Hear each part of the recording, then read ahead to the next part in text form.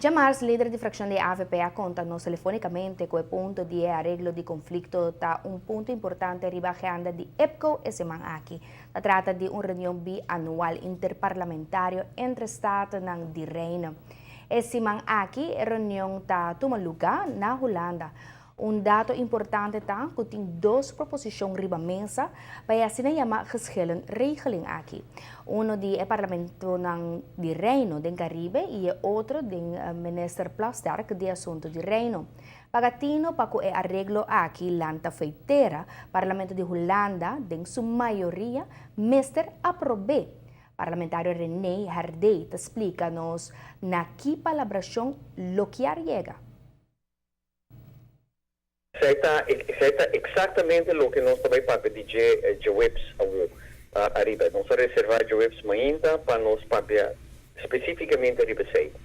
Sobra na fim de inteira procedura aqui para chegar na lei, o Parlamento holandês também decidir.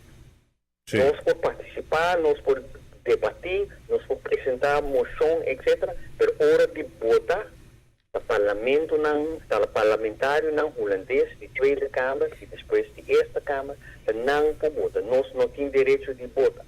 Tem acaba desigualdade. Mas significa que se nós não chegamos no ponto, nós temos uma maioria do parlamento holandês para votar a favor de arreglo, e arreglo não passa.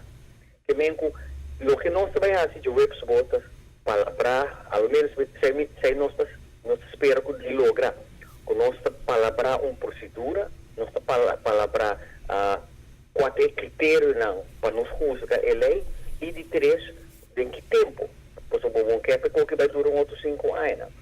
Se nossa espera de logra de website, pero na fim como que o parlamentário na holandês 5 vota, nós 5 compensam que o que mais bem fez semana passada e semana aqui da motivação lobby convencendo o argumento para que a lei passar a riba critério na conjunto nossa palavra a passar e